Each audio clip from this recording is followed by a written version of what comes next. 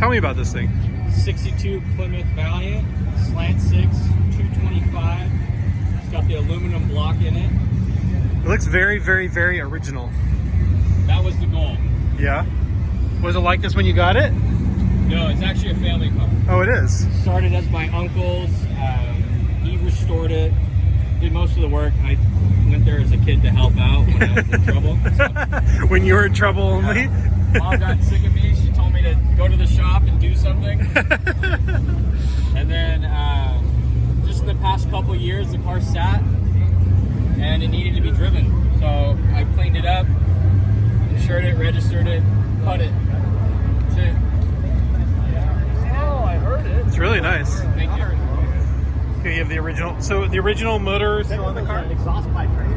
No, that's actually, so the VIN said it was aluminum block, but the car came with the iron block. Mm-hmm. So our theory is during the assembly line process, no one was paying attention because for someone to order the aluminum block was pretty rare. Got it.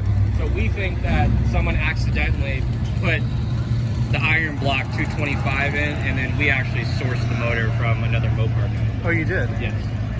Interesting. Now it's true to the VIN. Huh. It's just not matching the. But it probably wasn't true to the VIN from the factory, which is, that's kind of funny. There's probably a lot of cars like that, huh? More than you think. Especially with how many of these were built. Yeah. New story about the Slant 6 person?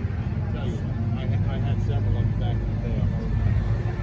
The Israeli Army, 1964, built 400 Dodge carts.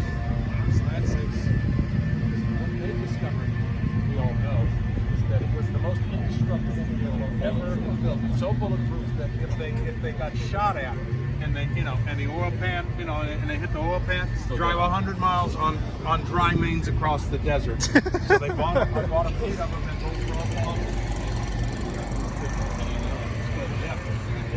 Actually met a guy with this. I would be willing to bet you there are.